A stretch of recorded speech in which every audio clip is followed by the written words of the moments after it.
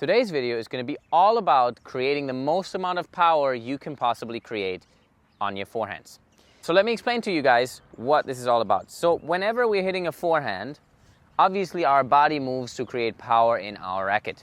Now we can create power by just swinging our wrist, we can create power by using our forearm and wrist, we can create power by using our whole arm and wrist, we can create power by using our arm and our shoulder, or we can create power the correct way by rotating our shoulders around and letting the racket follow.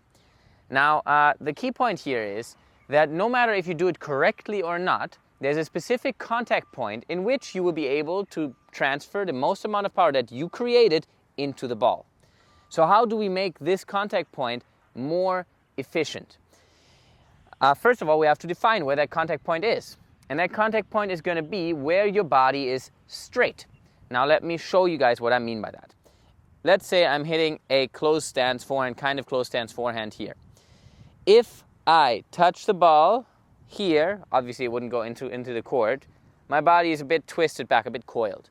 If I touch the ball here, now my contact point is in the right spot to make the ball go down the line, but my body again is a little bit coiled in the opposite direction, it's a bit twisted, right? So that means as soon as my body twists past the point of being straight, my body will start slowing down, which means we're losing power.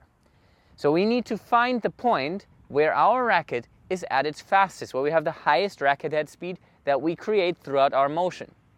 And that can only happen where our body is straight, because that means when we twist it back on the preparation, we create tension, which then resolves until we are straight again.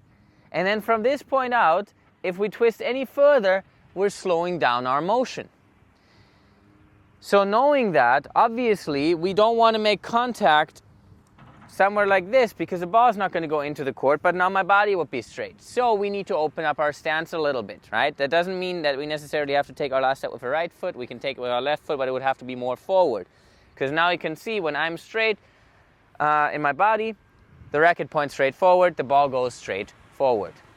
So what all of this tells us is that we're basically seeing the swing as a preparation where we take our racket back, we rotate our upper body back. So our unit turn will twist our body backwards, our upper body twisting against our lower body. That's our preparation. Now we untwist as we hit or as we move our racket forward.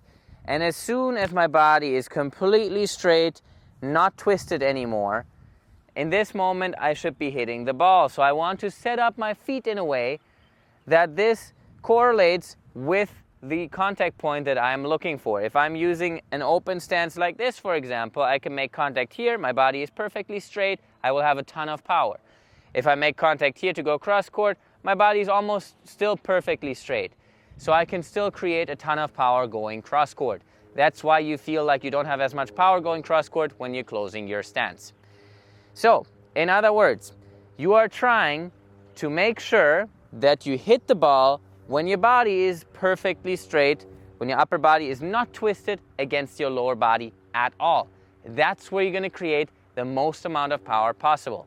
Now the good news for you is that the same principle applies to the backhands and the serve, which is why we do not want to set up in a way that doesn't allow us to hit the ball while having a straight, untwisted body. Hope you enjoyed this video. Please like and subscribe, and we'll see you guys soon.